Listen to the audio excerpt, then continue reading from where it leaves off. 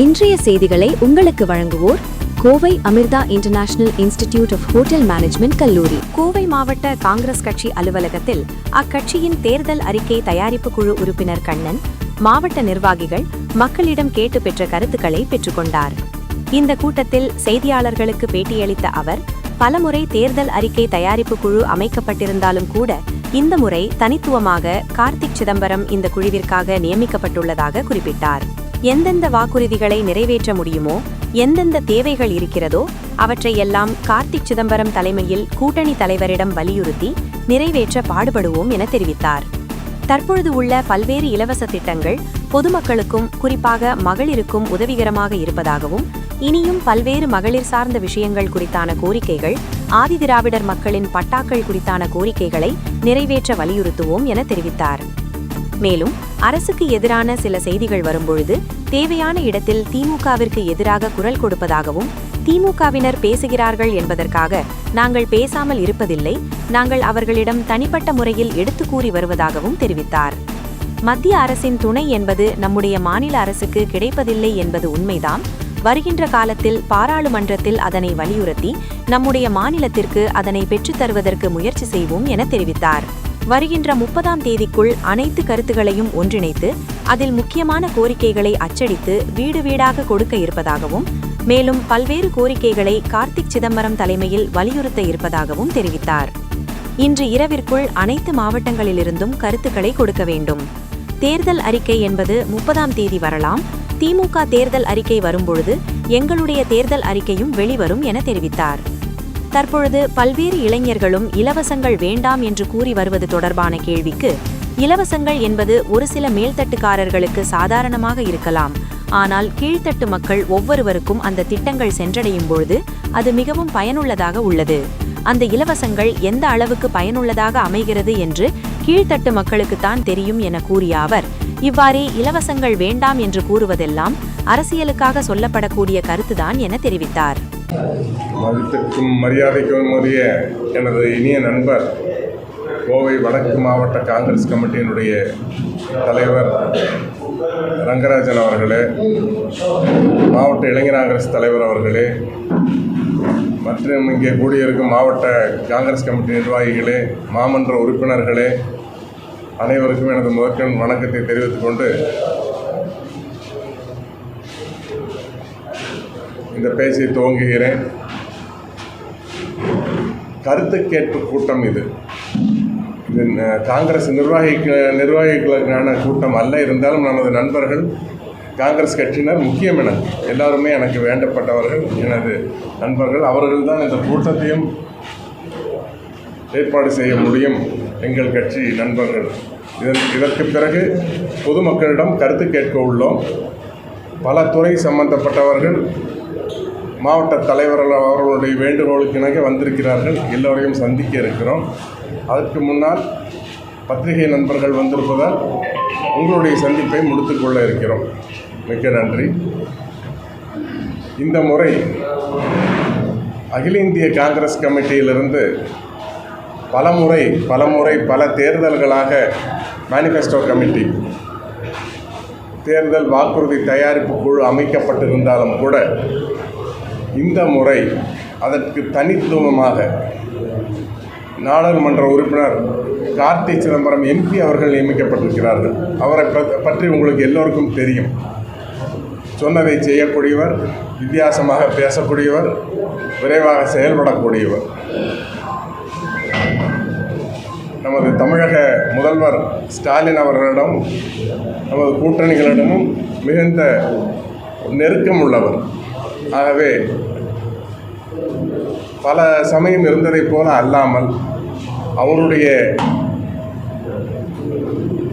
நட்பையும் எங்களுடைய தோழமையும் பயன்படுத்தி இந்த முறை என்னென்ன வாக்குறுதிகள் நாங்கள் நிறைவேற்ற முடியுமோ தமிழ்நாடு அளவில், இது சிறிய அளவில் தலைவர் கூறியது மாதிரி அதை பார்க்க நிறையா கவுன்சிலர்கள், எம்எல்ஏக்கள், எம்பிக்கள் இருக்கிறார்கள். தமிழ்நாடு தழுவிய அளவிலே என்னென்ன தேவைகள் இருக்கிறதோ அதையெல்லாம் தலைவர் கார்த்திக் சிதம்பரம் தலைமையில் நாங்கள் வலியுறுத்தி அதையெல்லாம் நிறைவேற்றி கொடுக்க பாடுபடுவோம் என்பதை இந்த இடத்தில் வாக்குறுதியாக கூறுகிறேன்.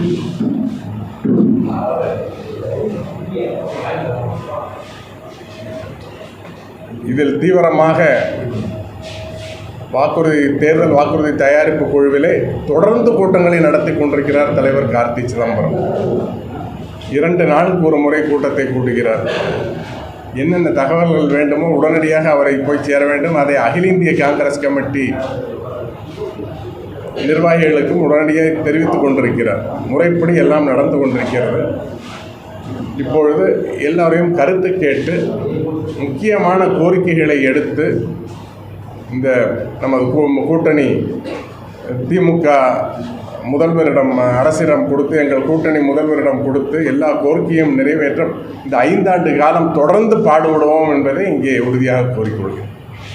வணக்கம். தேர்தல் அறிக்கையில் பெரும்பாலும் இலவசங்களை சார்ந்தே அப்படி காங்கிரஸ் கட்சி எந்த மாதிரியான ஒரு அறிக்கையை வெளியிடலாம்? பல தரப்பட்ட கோரிக்கைகள் வருதுங்க. பல இடத்துல பலவிதமான கோரிக்கைகள். அதான் நாங்கள் ப்ராடர் ஆஸ்பெக்டில் பார்க்குறோம். இப்போ உதாரணத்துக்கு நீங்கள் சொன்னீங்க மகளிர் இதுக்கு நிறையா உதவி கொடுக்குறாங்க. அது பெரிய அளவில் அவங்களுக்கு உதவியாக இருக்குது. அதே மாதிரி இந்த பஸ்ஸு போக்குவரத்துக்கெல்லாம் அவங்களுக்கு மாதம் 700 ரூபாய்க்கு மேலே மிச்சமாகுது. ஒரு பக்கம் வேலைக்கு போகிற மகளிருக்கு அந்த பஸ் போக்குவரத்து இதுக்கெல்லாம். அதே சமயம் மகளிர் சம்பந்தப்பட்ட ஒரு விஷயத்தை கூற வேண்டும் என்றால் மாதம் பெண்களுக்கே சம்பந்தமான சில பிரச்சனைகள் இருக்கும். அதை வெளிப்படையாக நான் சொல்ல முடியாது. அந்த நேரத்தில் அவங்களுக்கு ஊதியத்துடைய கூடிய விடுப்பு கொடுப்பதற்கு நாங்கள் அரசாங்கத்திடம் கோரிக்கை வைக்க உள்ளோம். இது உதாரணத்துக்கு ஒரு மகளிர் சம்பந்தப்பட்ட கோரிக்கைகளில் ஒன்று. அதே போல் பல துறைகளிலும் எது அத்தியாவசியமானதோ தலைவர் கூறியது போல் இங்கே பல பேருக்கு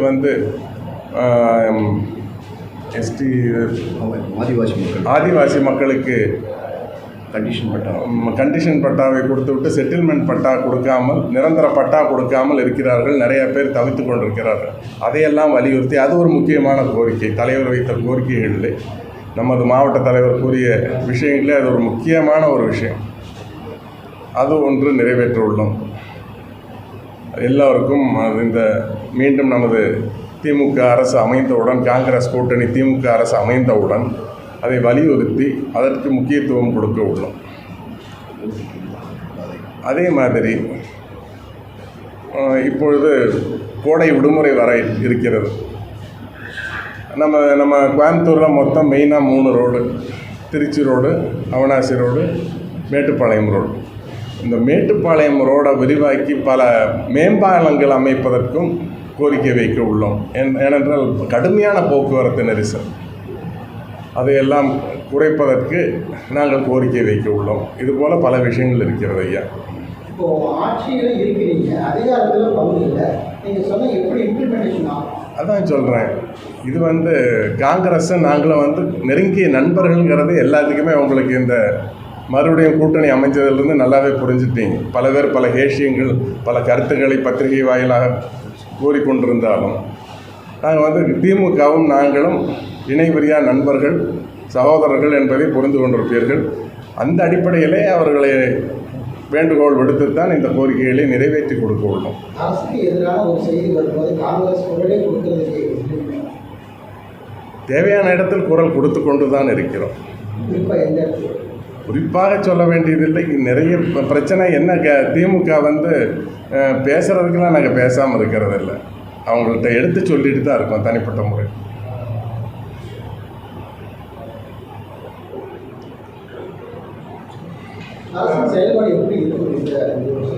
அரசியல் செயல்பாடு அருமையாக இருக்கு, சிறப்பாக இருக்கு. அதில் எந்த விதமான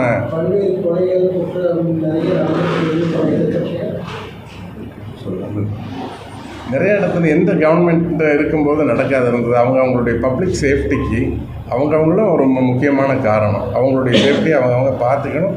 அரசாங்கத்திலான திமுக அரசு அத்தனை உதவிகளையும் அத்தனை பாதுகாப்பு பந்தோபஸ்துகளையும் கொடுத்து கொண்டு தான் இருக்கிறது. அதில் எல்லளவும் சந்தேகம் இல்லை.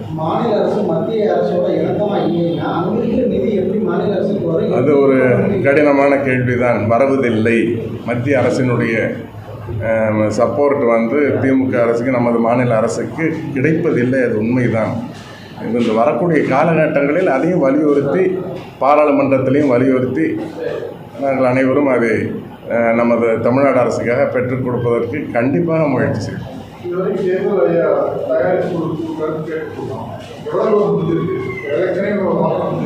எலெக்ஷனே வருது. இந்த 30ஆம் தேதிக்குள்ளே அத்தனை கருத்துக்களையும் நாங்கள் ஒன்றிணைத்து அதை ஒரு பட்டியலாக தயாரித்து, இன்னும் சொல்லப்போனால் ஒரு போஸ்ட் கார்டு அளவில் அதை முக்கியமான கோரிக்கைகளாக எல்லா வீடுகளுக்கும் இந்த கோரிக்கைகளை நிறைவேற்ற போகிறோங்கிறத தெரிவிக்கிறது மட்டும் அல்லாமல், அதை தவிர அந்த போஸ்ட் கார்டில் இருக்கிறத தவிர முக்கியமான கோரிக்கைகள் என்னென்ன இருக்கோ அது பர்சனல் இதில் கார்த்திக் சிதம்பரம் தலைமையில் அனைத்து உறுப்பினர்களும் வலியுறுத்தி அதை செயல்படுத்துவதற்கு உறுதுணையாக இருப்போம் என்பதை உறுதி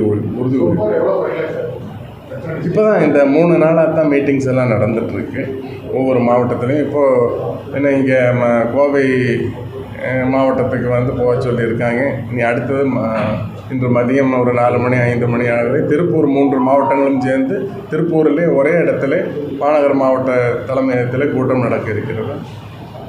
விரைவில் இன்று இரவுக்குள் அத்தனை பேரும் அவர்களுடைய கருத்துக்களை இன்னைக்கு ஈவினிங்குள்ளே கொடுத்தாங்க. நாளைக்கு என்ன மறுபடியும் மீட்டிங் இருக்குது, எல்லாம் முடிச்சிருவாங்க இன்னைக்கு ஈவினிங்குள்ளே எல்லாமே. தேர்தல் அறிக்கை இந்த 30ஆம் தேதி வாக்கில், திமுக அறிக்கை வரும்போது இதுவும் வரும்.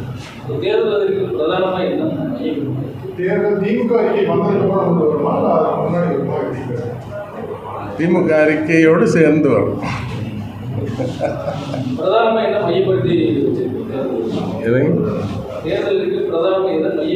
பிரதானமாக எதை வைக்கப் போகிறோம் என்பது இனிமேல் தான் தெரியும். ஏன்னா இன்றைக்கி ஈவினிங் வரைக்கும் எல்லாம் லிஸ்ட்டு கொண்டு போய் கொடுத்து அங்கே ஃபைனல் லிஸ்ட்டு நாளைக்கு ரெடி பண்ணுவோம். நாளைக்கு மீட்டிங் எது மாநில அளவில் தமிழ்நாடு அளவில் எது முக்கியத்துவம், பெண்கள் விஷயங்கள், விவசாயிகள் பிரச்சனை, மற்ற நெசவாளர்கள், பலவிதமான தொழிலாளர்கள், பிற்படுத்தப்பட்ட மக்கள், இவங்களுக்கெல்லாம் என்ன தேவை, முக்கியத்துவம் எது கொடுக்கணுங்கிறது எல்லாம் வாக்குறுதியில் வந்துடும். மற்றதெல்லாம் ஃபைல் போட்டு மேலிடத்துலையும் கொடுத்து காங்கிரஸ் தலைமையிலிருந்து வலியுறுத்துவாங்க. இங்கேயும் நாங்கள் வேண்டுகோளாக வச்சு நம்ம முதல்வர்கிட்டருந்து என்னென்ன வாங்கி கொடுக்கணுமோ அத்தனையும் நாங்கள் வாங்கி கொடுக்க கடமைப்பட்டிருக்கோம்.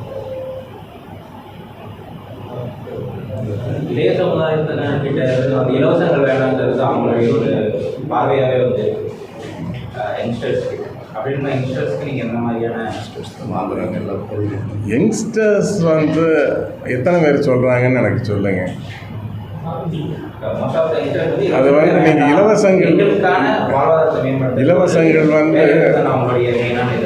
இலவசங்கள் ஒரு சில மேல்தட்டு மக்களுக்கு சாதாரணமாக இருக்கலாம். ஆனால் ஒருத்தருக்கு கீழ்த்தட்டு மக்களுக்கு ரீச் ஆகும்போது அவங்களுக்கு எவ்வளோ முக்கியமாக இருக்குது இந்த இலவச பஸ் பயணமும், இந்த மாதம் 1000 ரூபா கிடைக்கிறதும், இலவச அரிசி கொடுக்கறதும், இதெல்லாம் எவ்வளோ முக்கியம், அவங்க பசிக்கும், அவங்க பொழப்புக்கு எவ்வளோ முக்கியங்கிறது அவங்களுக்கு தான் தெரியும். இந்த இளைஞர்கள் மாதிரி யாரை சொல்கிறீங்கன்னு நான் வெளிப்படையாக சொல்ல வேண்டியதில்லை, உங்களுக்கே புரிஞ்சிருக்கும். அது அரசியலுக்காக சொல்கிற கருத்து, அது உண்மை இல்லை.